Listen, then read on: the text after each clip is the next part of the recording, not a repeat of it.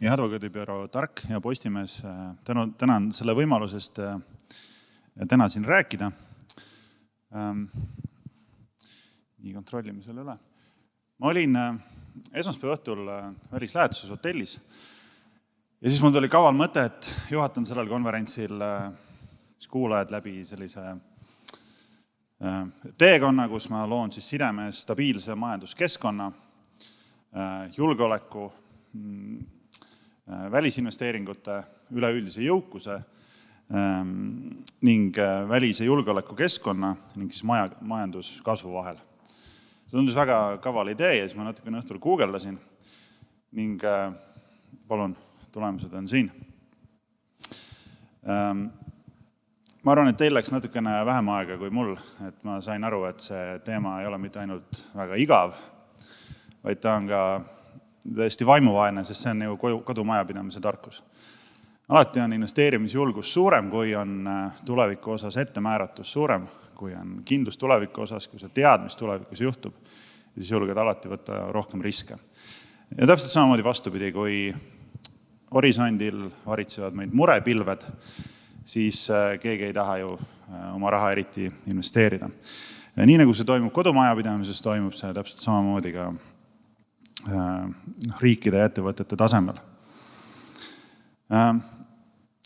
Mind hakkas tol hetkel hoopis rohkem huvitama sellel esmaspäeva õhtul, mis on muidugi ka täpselt samamoodi asjasse puutumatu fakt, aga kes keegi on üldse kunagi jõudnud teistsuguse järelduseni. Et kaitsesse mitte investeerimine, mitte füüsilise julgeoleku keskkonna tagamine kuidagi pidi viib majanduslanguseni või kehvema majandusolukorrani. Ning nagu ikka kõikide teemadega, keegi oli ka seda uurinud. Ning järeldusi oli põhimõtteliselt 2. Esimene on see, et kui sa piisavalt kaua ja pikalt oled kaitsesse investeerinud, siis sellest saab ise paisuv kringlitaigen, kus sa oled lihtsalt sunnitud uusi ohte välja mõtlema selleks, et uusi ja tuleviku investeeringuid kuidagi pidi tõestada.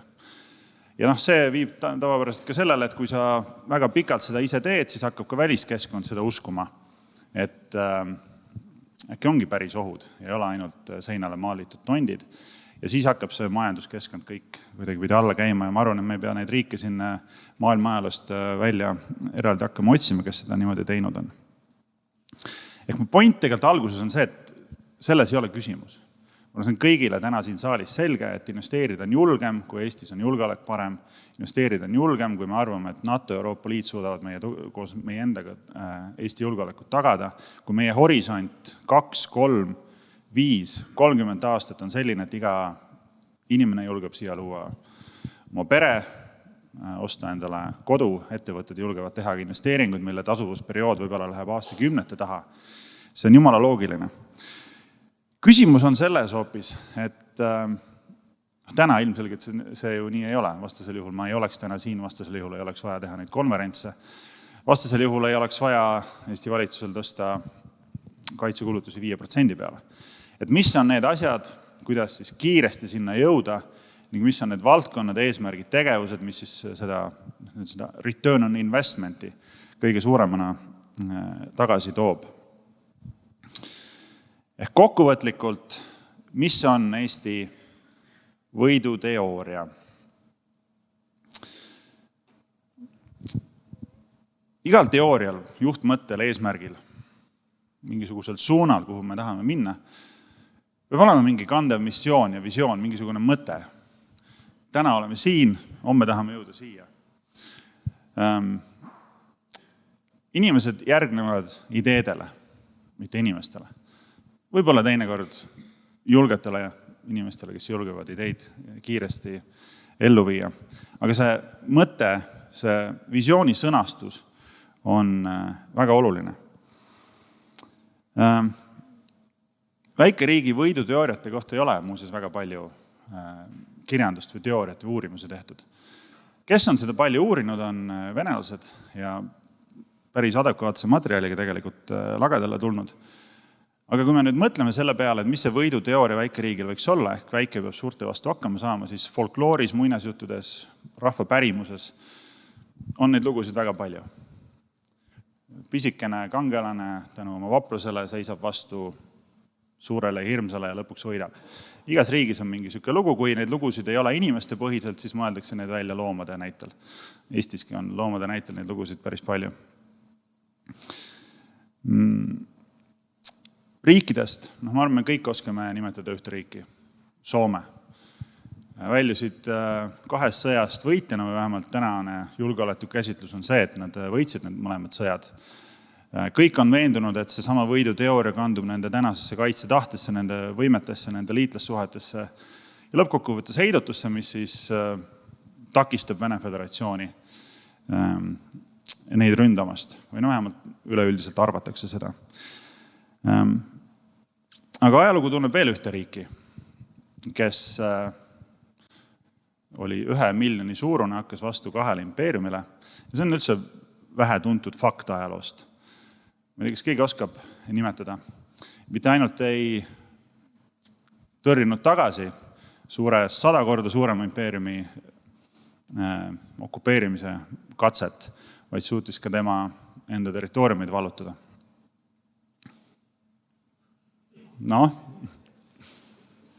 Võin öelda, et see asub Euroopa mandril, see riik.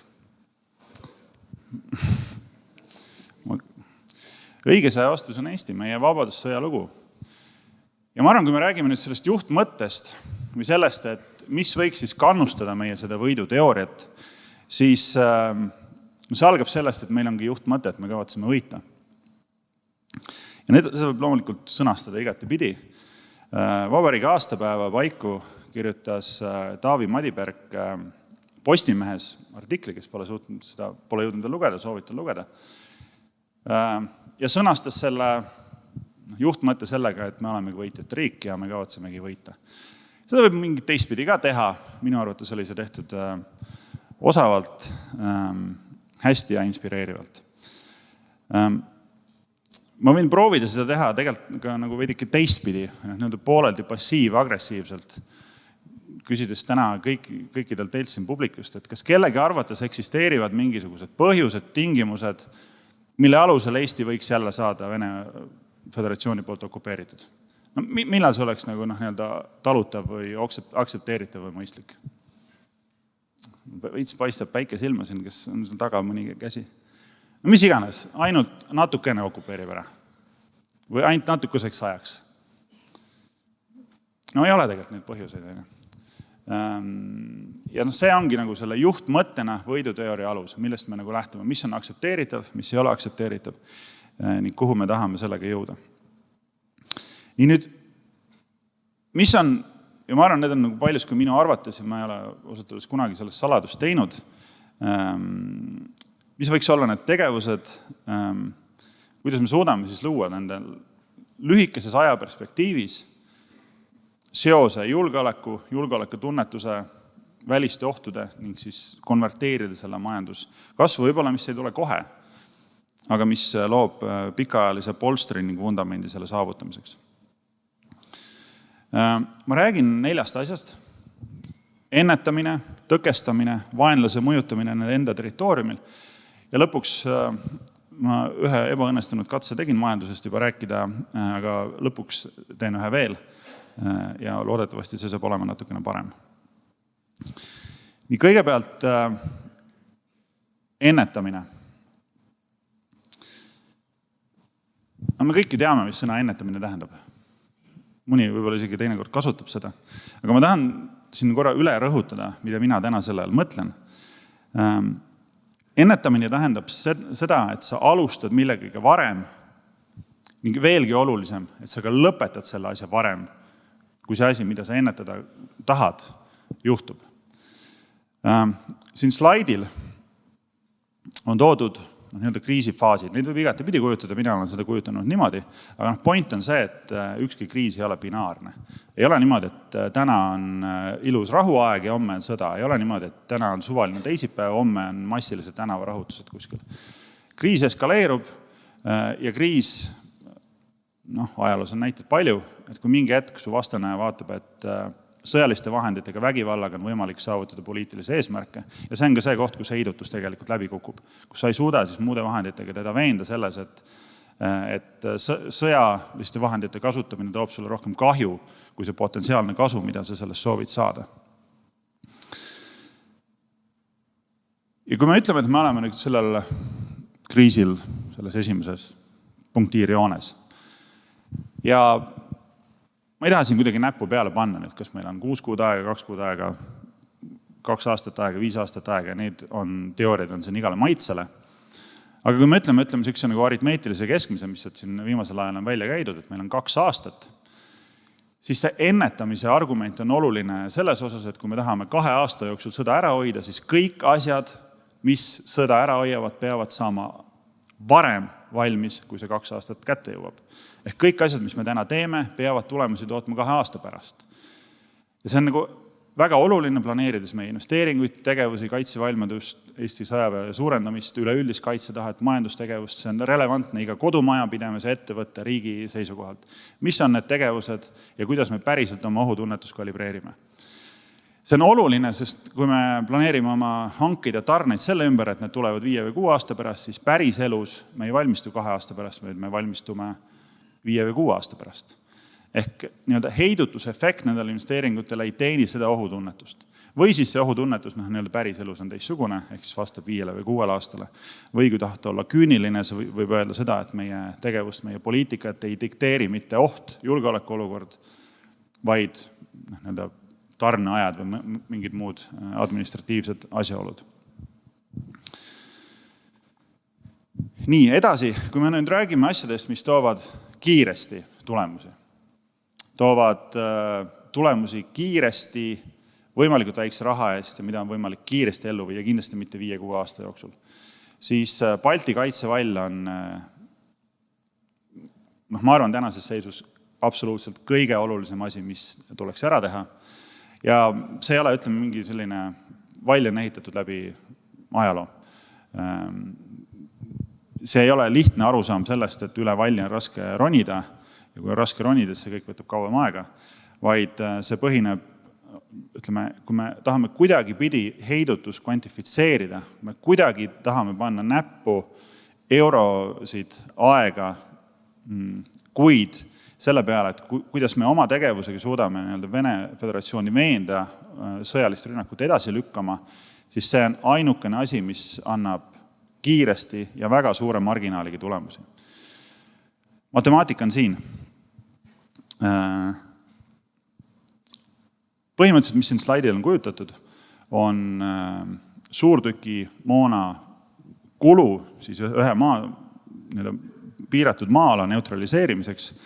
Esimene on siis lihtsalt jalastunud maavägi tühjal väljal. Teine on kaevikusse kaevunud maavägi. Kolmas on siis kaevik, mis on siis omakorda kindlustatud puidu või mingite muude tõkestusvahenditega. Ning viimane on betoonpunkrid.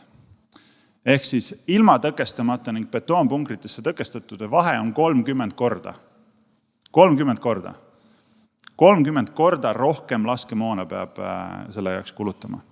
Ja siin on oluline, et see 30 korda ei ole mitte ainult laskemoon, vaid see tähendab ka 30 korda suuremat logistikasaba, 30 korda rohkem veokeid, 30 korda rohkem kohti, kus neid asju ladustada, 30 korda suuremat pingutust sellepärast, et seda varjata, ümber paigutada. Inimesi, kes seda peavad kantseldama. See tähendab planeerimissabas 30 korda pikemat aega, et seda planeerida. Pikemaid planeerimislogistiksabasid. See tähendab ka 30 korda suuremat haavatavust, sest et sellest vallist on raske läbi saada, mida kindla peale ka püütakse. See tähendab 30 korda, võib-olla siin tuleb natuke mööndusi teha, ütleme paarkümmend korda madalamat edasiliikumiskiirust, kordades suuremaid kaotusi. Ja kõik see täpselt ongi see, mida heidutuseks tuleb teha.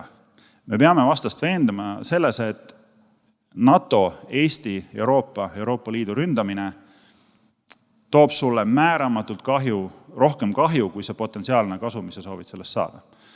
Ja kui tema oma peas jõuab sellise arusaamisena, et lühima ajahorisondil võib olla hetk, kus Vene Föderatsioonil on olemas kavatsus, mis ma arvan, et enamus siin toas nõustuvad, et on neil olemas niikuinii, neil on olemas võimed, ja võimed mitte nii-öelda nominaalselt palju neil endal praegu alles on, vaid peaasjalikult selles võtmes, kui palju on neid võrreldes Euroopaga ja veelgi olulisem palju nende enda arvates on neid võrreldes Euroopaga. Ning kolmas on see võimalus, mida siin ettekanne algas just Donald Trumpi tsiteerimisega, mida nii-öelda ajalugu pakub meile igapäevaselt ja teinekord ka mitu korda päevas. Väikeste investeeringutega kaitsevalli puhul on võimalik veenda vastast sellest, et Eesti ründamine läheb maksma 10 korda rohkem, võtab aega 10 korda rohkem, varjamine on 10 korda keerukam. Kui varjamine on 10 korda keerukam, tähendab, et kaotused saavad olema 10 korda suuremaid. Ja kõik see on see, mis sunnib teda alguses võib-olla edasi lükkama. Kui see pidevalt edasi liigub sellel samal graafikul, mida ma enne näitasin, siis lõpuks ta jõuabki sinna mõtteni, et meil ei ole võimalik sõjaliselt vastu saada. Miks veel on Balti valliga kiire? Siin on 2 asja. Ma olen korra selle graafiku juurde tagasi. Kõige pimedam aeg on selle graafiku punases tõusufaasis. Meil ei tasu ette kujutada seda, et kui me peaksime olema olukorras, kus Ukraina oli 21. aasta jõuludes kuni 24. veebruarini, et Eestisse hakkavad valgel hobusel kihutama liitlased, kes tahavad kõik koos siin kangelaslikult sõtta minna. Kõik eeter tuleb täis juttu, et diplomaatiale tuleb anda võimalust, ärge eskaleerige, ärge tehke midagi, mida on võimalik kuidagi tõlgendada selleks, et te valmistute sõjaks, sest kui te valmistute sõjaks, siis kellelgi võib jääda mulje, et tuleb sõda. See on kuidagi iniminstinkt ja see oli täpselt see, mis toimus Ukrainas. Ma ei taha mitte kuidagi kritiseerida või kuidagi arvata, et meie otsuse tegemise võime saab olema sellel hetkel kuidagi halvatud. Aga ma tahan seda öelda, et otsuse tegemise võime saab olema ajalooliselt raske. Sellist hetke Eesti ajaloos pole mitte kunagi olnud, kui sellised otsused tuleb vastu võtta. Ning kõik, mida me saame teha täna ära selleks, et see koorem õlgadel oleks kas või natukene kergem, tuleb ära teha. See teeb asjad meil kiiremaks ning pluss rakenduvad kõik need argumendid, mida ma rääkisin enne sellest, mis oleks potentsiaalne hind Vene Föderatsioonile. Ning teine asi on kiirus. Ma tean, et meil eksisteerib, ja ma olen ka ise seda viljelenud, arusaama, et kui meil peaks selline mobilisatsiooni hetk tulema Eesti riigis, siis vallandub tohutu kollektiivne jõud ja me suudame asju, mis muidu võttis võib-olla kuid, suudame teha päevadega, suudame teha väljaõpet, suurendada kaitsetahet, rajada tõkestusi ja kõike muud asju kordades kiiremini, kuid sellel on limiit. Arvata, et kui meil on täna läinud mingite asjadega aega 2 aastat ja siis me teeme mingid asjad ära 2 nädalaga, see on päris elus deliirne. Päriselt ei juhtu stressi olukorras asjad kiiresti, kui on kaost niikuinii väga palju. Ja kui meil natukene on võimalus seda stressi leevendada, teha ära investeeringud, mis ei ulatu miljarditesse või protsendipunktidesse, vaid ulatuvad, me räägime siin 10 miljonitest, siis on sellega kahtlemata väga kiire. Nii, järgmisena.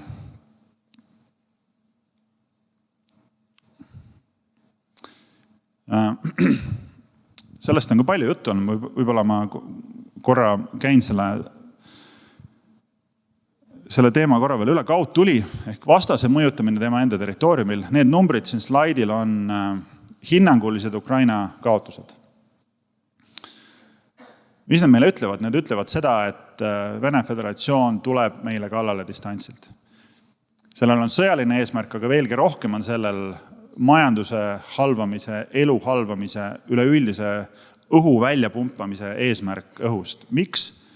Sest see veenab meid sellest, et sõdid ei ole mõtet, mõttekas on alla anda. Tulevik, perspektiiv sellest sõjast saab olema väga palju hullem sellest, kui täna kuidagi pidi kokku leppida. Ainus võimalus sellele vastu saada on see, et me läheme distantsilt meie vastase kallale 10, 30, 100, 300 meetri peale. Me omame neid võimed, see võimete omamine ei ole mitte oluline ainult selleks, et sõja ajal vastast puruks lasta, või need on oluline selleks, et enne sõda vastast veenda selles, et meil on need asjad olemas, et nad peaksid rohkem planeerima, rohkem varustust ostma, paremini tõkestama, kõiki muid asju tegema. Ja mida kaugemale me lükkame distantsi, seda kallimaks see kõik asi läheb, mida kallimaks ja aega nõudvamaks seda läheb, seda kauem me suudame seda potentsiaalset sõjalist rünnakut edasi lükata, mida edukamad me selles oleme, seda tõenäoliselt me jõuame sinna paati, kus me suudamegi selle idee sealt peast välja kruttida.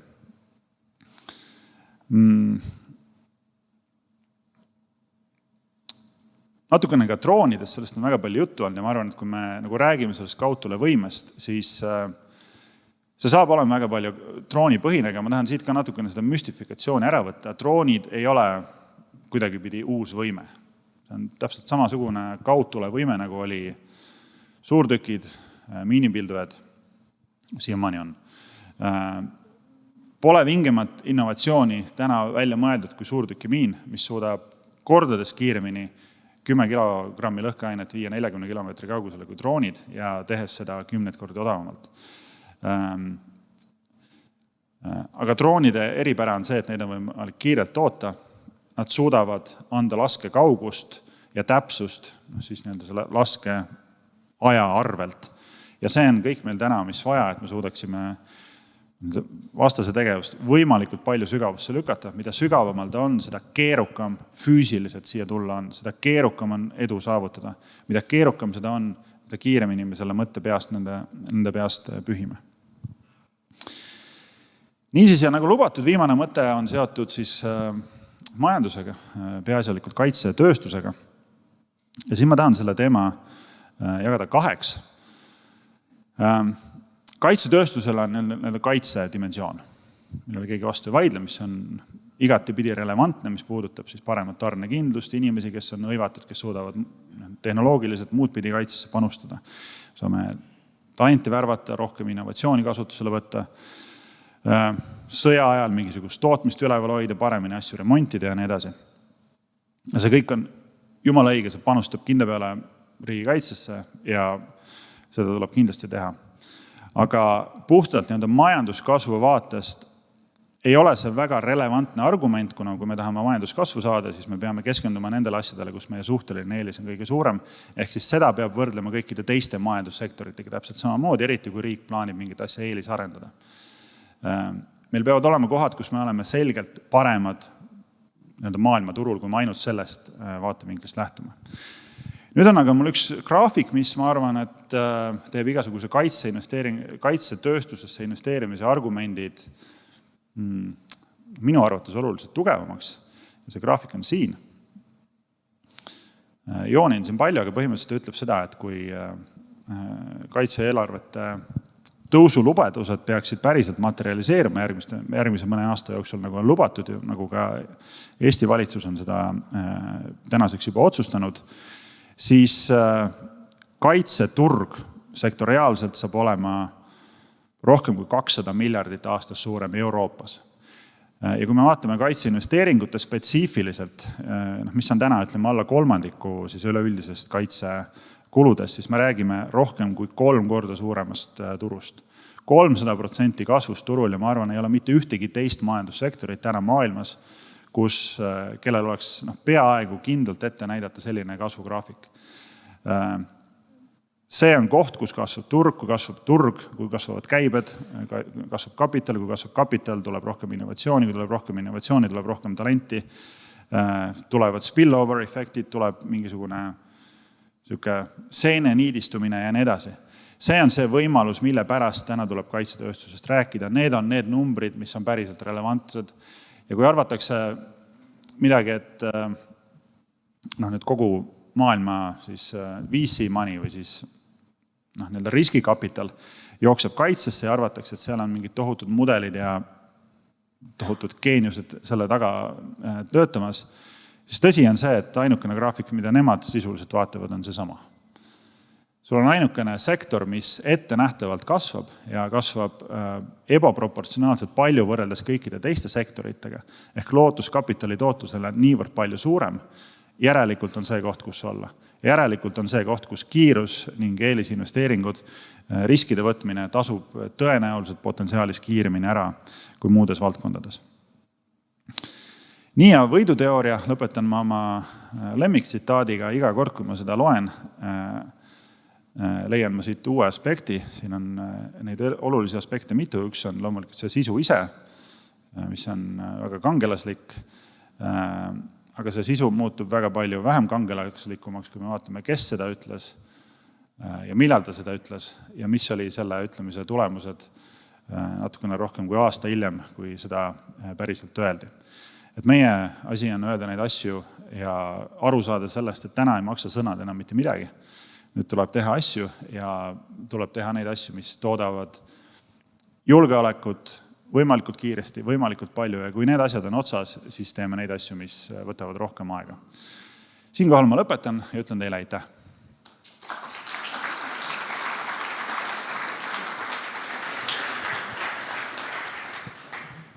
Suur tänu. Ma tahaks ühe väikse märkuse enne küsimusi lisada sellele ettekandele. Jah, et folkloristikat õppinuna, siin oli juttu kangelastest ja kuidas nad oma teed läbivad, et folklooris paistab niimoodi, et kui me loeme mingit muinasjuttu, siis see kangelane, kes ületab oma neid raskusi, et ta kasvab kangelaseks. See on tegelikult vale. Kangelane on kangelane juba algusest alates, folklooris vähemasti. Ainult tema erilised võimed on varjatud ja need hakkavad ilmnema nende raskuste ületamisel. Ehk et kangelaseks ei saa muutuda nii, et sinu teele kuhjatakse tohutu hulk raskusi, vaid see peab olema sinus endas päriselt olemas. Ja ma arvan, ma usun, et see puudutab nii seda, mida sa ütlesid teistlaste kohta, aga võib-olla sama palju, võib-olla isegi veel rohkem soomlaste kohta, kelles see sisu oli olemas enne seda, kui 39. aastal Venemaa neid ründas. See on lihtsalt selline väike ääremärkus. Sinu Laidoneri tsitaadi juurde ma tooksin veel ühe tsitaadi, mis on nüüd võib-olla selline värskem lendtsitaat, mis on seotud Eesti kaitse- ja julgeolekuga ja seda on siis propageerinud uus kaitseväe juhataja Andrus Merilo ja see pärineb kindral Nikolai Reegi 1938. aasta esseest ja see lause kõlab nii: kaitsevägi peab lahinguid, rahvas peab sõda. Ja see on minu meelest väga oluline asi, mida tuleb meeles pidada, sellepärast, et igapäevases nagu mõtlemises on pidevalt selline tunne, et ja küll jätame need Hispaania korterid kõrvale, aga põhimõtteliselt me käime tööl edasi, teeme oma tööd, aga kuskil on kaitsevägi, kes siis kaitseb meid kõike ja midagi ei muutu. See on kõik täiesti vale. Rahvas peab sõda. Kaitsevägi tegeleb lahingutega. Ja see on see põhiline mentaalsuse muutus, mida on Eestis vaja ja mis ei ole veel sinnamaani jõudnud. See puudutab meid kõiki tavalisi inimesi, kõiki ettevõtjaid, teie ettevõtteid. Sest siis sel hetkel, kui kell käib, te avastate, et teil ei ole inimesi. Nad on kõik, neil on seljakott seljas, nad on ammu kuskil seal sõitnud Narva poole. Teil on masinad, teil on suured hooned, aga inimesi teil ei ole.